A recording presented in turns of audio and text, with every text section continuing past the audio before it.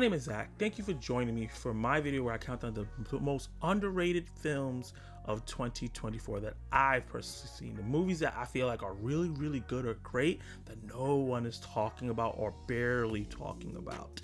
There's been so many big monumental kind of films coming out this year, with also some really great indie films that I think there's a couple films that are really deserve some light that I want to shed with you guys and share with you. And if you have some films that you think are super underrated, some hidden gems, drop your list down below, and also put where people can find it, so if they see it in the comment, they'll know what streaming service, or if it's in theaters right now, they can check it out. I'm going to start with number 10. Let's go. An artist grieving the loss of his famous writer husband takes his two best friends on a trip to Paris, where they unpack messy secrets and hard truths. This is probably the most underrated and probably the most hidden film on my list, because I literally hear no one talk about it. I rarely see it on people's top 10, top 15, top 20, or on the list, even at the bottom at all. Seemed like a lot of people didn't get to check this out. But Dan Levy, ever since he did Schitt's Creek, is one of my favorite comedic actors. His stoic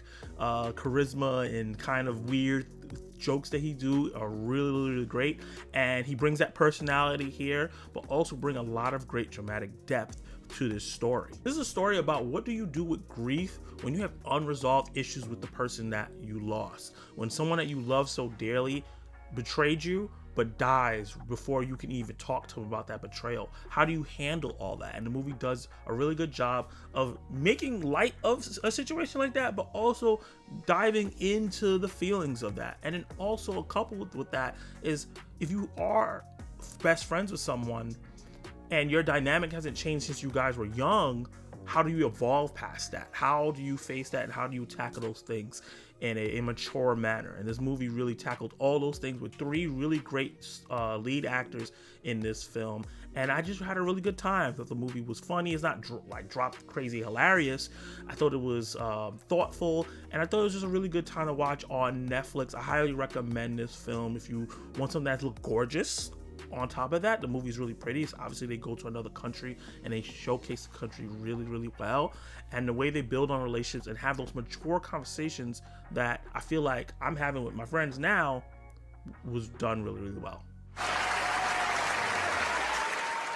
An artist who pauses her career to be a stay-at-home mom seeks a new chapter in her life. She encounters just that when her nightly routine takes a surreal turn and her maternal instincts manifest in canine form.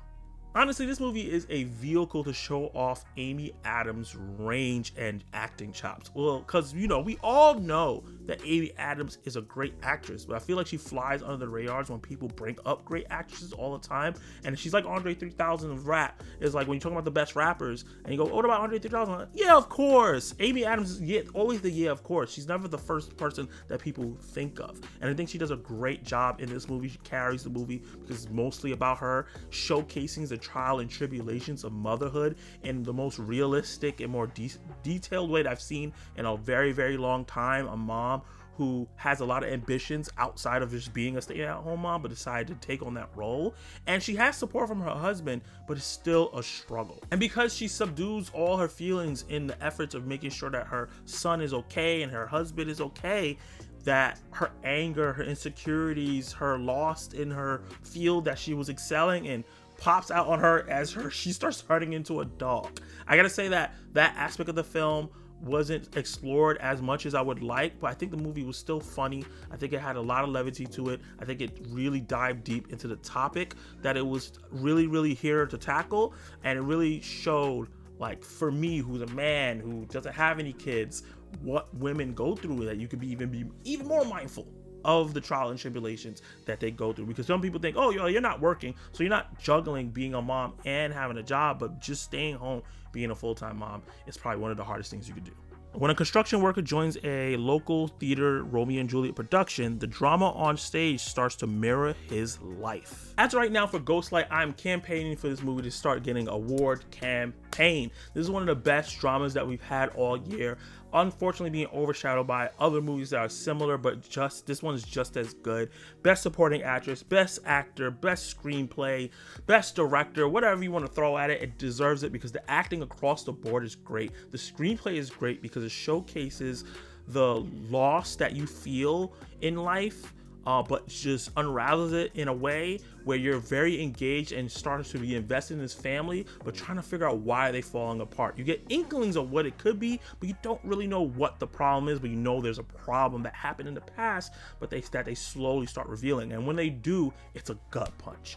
And this is another story similar to a film that does have a war consideration, Sing Sing, that shows the power of art. We have a couple films this year that has done that, and I think this is one of the best ones. How well does someone really know the person sleeping next to them? For one young couple, this question becomes a twisted psychological nightmare when a husband's increasingly bizarre nighttime behavior takes a menacing turn. This is one of the best and most impressive directorial debuts that I've seen in a long time.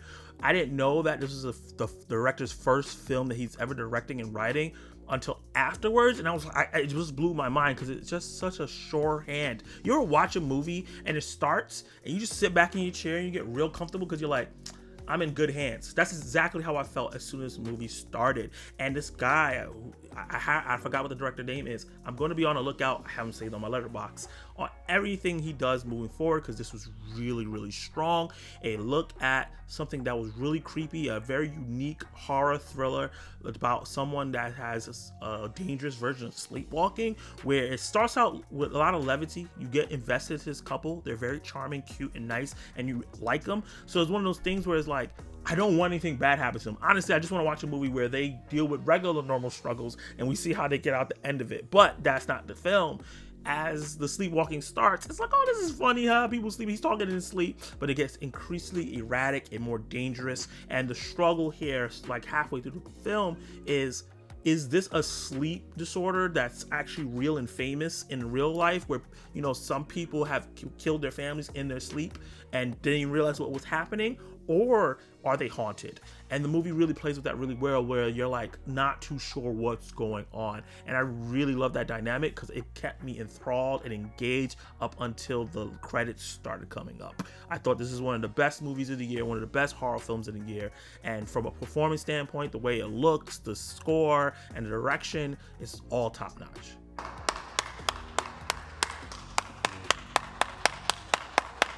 Nothing is what it seems when a twisted one-night stand spirals into a serial killer vicious murder spree. A lot of people watching this video are like, what? Strange Darling? This movie has so much hype. And yes, it did have a lot of hype, but I noticed that it had a lot of hype leading into the film's release and a little bit of buzz afterwards, but it petered out really, really fast. And I think this is one of the best screenplays that we've gotten all year. It's twisty, it's turny, it's done in a way where the scenes are out of order, but it reveals more and more and more.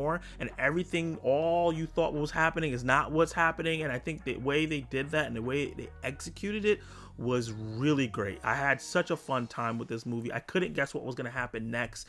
I did kind of guess the big twists beforehand, but I think that's more me reading reviews and watching movie reviews than knowing it because it was given away.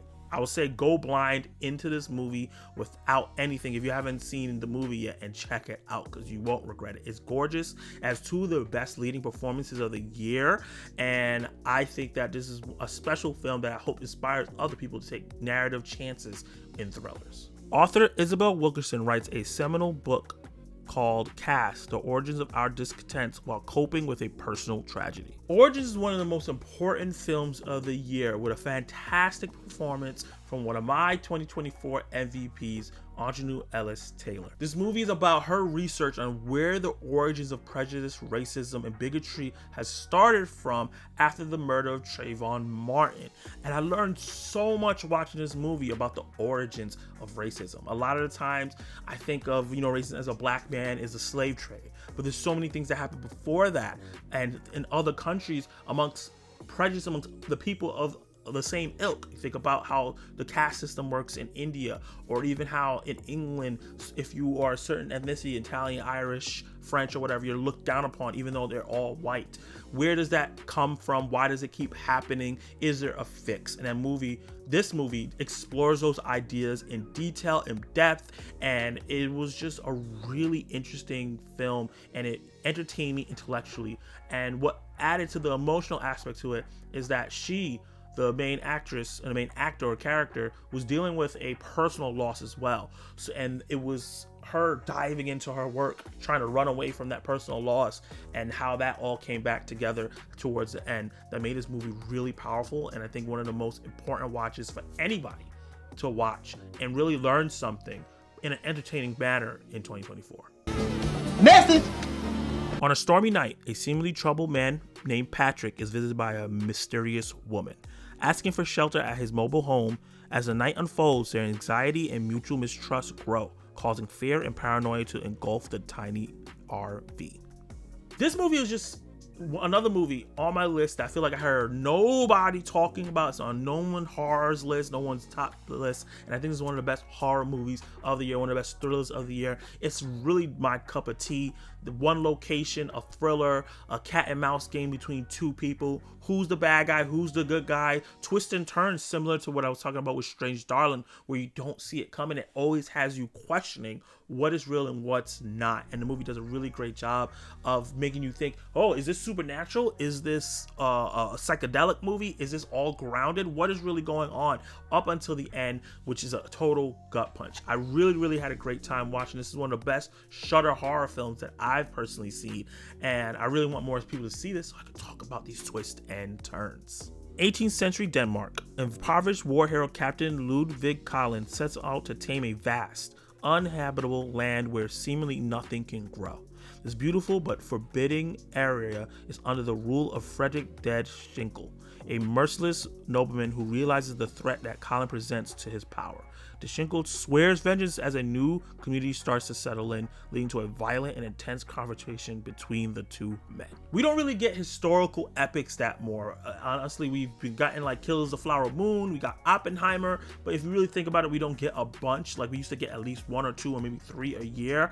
Now it's just rare to find one, and this is one of the best ones I've seen in a long time. It's beautiful to look at, it's harrowing, it's emotionally moving, and it's violent in a way that's exciting to watch but not too gruesome. The cinematography is some of the best in the year. It's so beautiful and gorgeous to look at, and really captures the time period that the movie is set in. Mads Mikkelsen is always stable in every single film, and he puts on one of his best performances here. This stoic man that's trying not to show emotion but does show a lot of emotion throughout the film, and his pride is driving him to achieve this and everything he believes in. And it shows what happens when the good and the bad of what happens when you let your pride lead you everywhere and you forget to kind of recollect or reflect on things that you have already.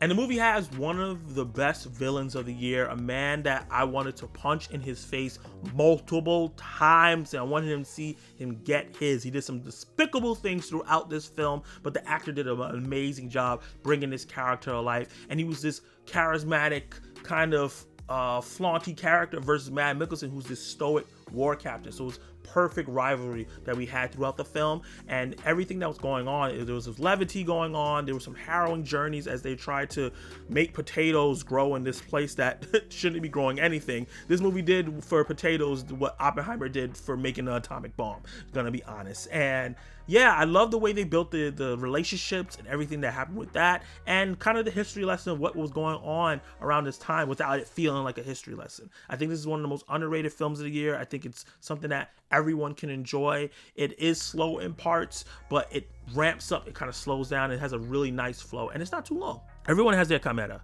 something they try to achieve but can never find. For Arthur, the chimera is the woman he lost. Josh O'Connor stars in this film, and he's another 2024 MVP between his performance here and his performance in Challengers. I really dig this film. It's a really cool, introspective, beautifully made film about a person that doesn't know how to deal with loss and is kind of in a daze living through life because he's really trying to find a loved one that he can't let go of. And I really liked how they executed all the plot points, because there's multiple plot points going on here. That's going on with her family that he's coming back to, a relationship he's dealing with somebody that's brand new, and how he sees his old loved one in her, and how he's kind of fallen back on bad habits, getting back in with grave robbers who rob graves and find beautiful treasure in Italy. The movie cinematography, once again, that's a trending thing on all these movies that I like here. The cinematography is gorgeous. Another film that captures not the time period but the city in a beautiful way, and how you imagine it in your head. It has this mythical feeling to it a little bit, even though it's very, very grounded. It's a quiet film, but not boring. There's something always going on. You're always emotionally invested in what's happening, and then there's some levity to it when these characters are running around grave robbing and running from the cops. So I think this is one of the best movies of the year. This is a movie that I feel like is going under the radar, and I say check it out. A soft-spoken actress finds her voice again when she meets a terrifying but weirdly charming monster that lives in her closet. Not only is this my favorite horror comedy movie of the year, this is my favorite performance by Melissa Barrera. I was harsh on Melissa Barrera in her beginning of her career when she started to pop, because I thought her performance in Scream, the fifth one, but just called Scream, wasn't that great. I think she did a lot better in the second one. Then I've seen her in other films after that. I was like, you know, she's actually decent, but I think this is her best one. This is the most range that she's shown. She's really funny throughout the film. The dramatic pieces of the film, she does a great job, and she has amazing chemistry with all the actors on board. And the actor that plays the monster is so charming, despite him looking very, very scary. Very, very funny. Oh my god, the combination of both of them was so charming and funny. That is one of those movies where you kind of just want to sit with the characters and hang out with them and watch them go through the motions as they fall in love. The metaphors of letting out your rage and not letting it be subdued, because a lot of this movie, the problem she was having is she was letting people walk over all the time, and the monster was kind of pushing her to kind of be like, no, don't let people walk over you, do better for yourself. And there's twists and turns to the film that I do not want to reveal or even hint at, but I highly recommend checking out Your Monster. Is one of the best comedy first, horror second films that we've had in 2024, and I really loved it and ended up enjoying it. It's not going to be for everybody. I already saw some people trashing the film on Letterboxd, but I thought it was built for me because I had such a good time with the movie, and I think others will too. So these are the films that I think are some of the hidden gems, some of the most underrated films that I hear no one talk about in 2024. We have so many great films that have come out this year, and so many that flew under the radar. If you've seen these films, let me know what you think about the films in my list down below. And if you haven't, and you have your own 10 that you feel is underrated and people are not talking about, comment those down below as well. And the party is not gonna stop. Be on the lookout for my top 10 best films of 2024. That video is gonna be coming soon, and on January 18th I'm gonna be doing the second annual Zack Attack Awards, where I do my own Oscars and, you know, award the performances in the movies and the scripts and the stunts that I thought were the best in 2024 to really celebrate and cap off what a great and strange year we had in cinema. Thank you for watching the video. Hit that like button, attack the subscribe button, and share this video with your friends so the community can grow. And you watch more content right now.